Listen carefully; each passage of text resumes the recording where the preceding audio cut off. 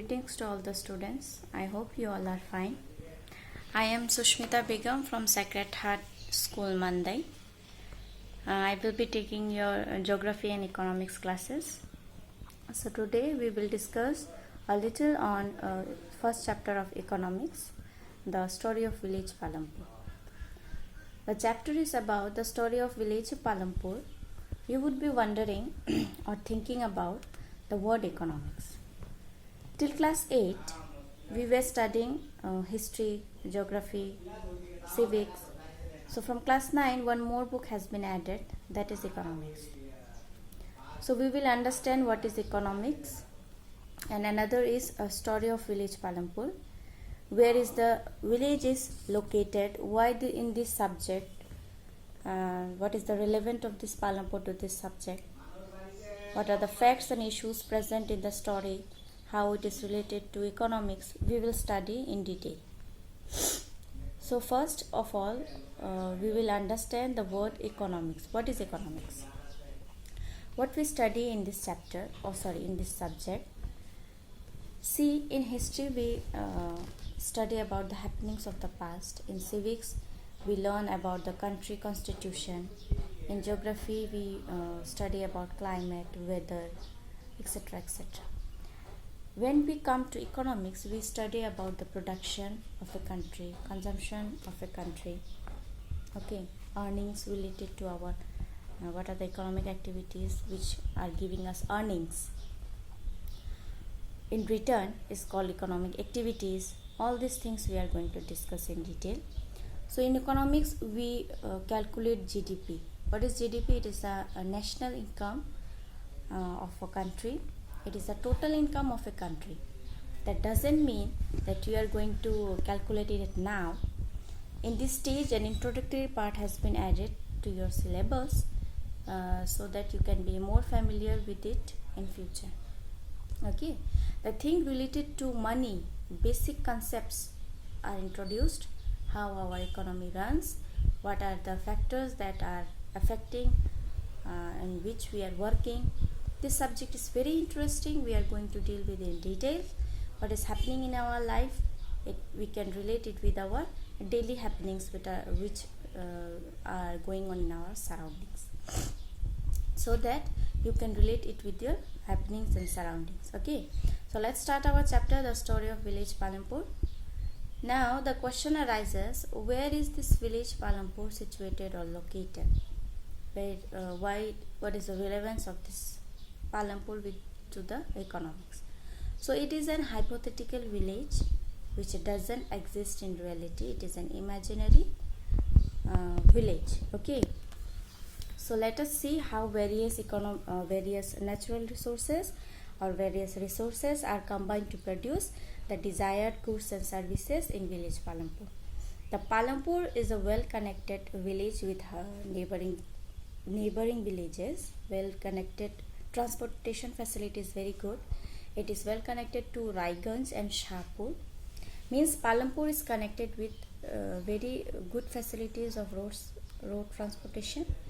There is area which is connected to the towns, where the produced goods are taken from village to the towns for selling, and those products which are not getting in village, they can collect it from the towns. Okay, so the village is consisting of 450 families, where majority of the family is 80, near about 80 are from upper caste families, that are majority who are occupying the land, and those who are engaged in agriculture activity. And the SC Dalits consisting of 1/3 family, those they are less in numbers, living in a corner of a village, built with mud. Their houses are built with mud and bamboo. The village Palampur is having a good facility of electricity. Electricity is there. Then 2 primary schools are there. A high school is there. Primary health center is there, which is run by government. Okay, and also private dispensary is there. Means all the facilities which have to be there, it is available in the village Palampur. So from this discussion, what we can conclude that the village is having all the basic amenities. People of that area is engaged in some production, and rural areas mainly agriculture is the main production. How they doing, what they are doing, let us discuss. What we are going to discuss in this chapter is reference to village Palanpur. You have to think not only in the limited to Palanpur, you have to think it a country as a whole. Okay, how the country works, we will study now. So the factors of production. There are 4 factors of production: land, labor, capital, and entrepreneurship.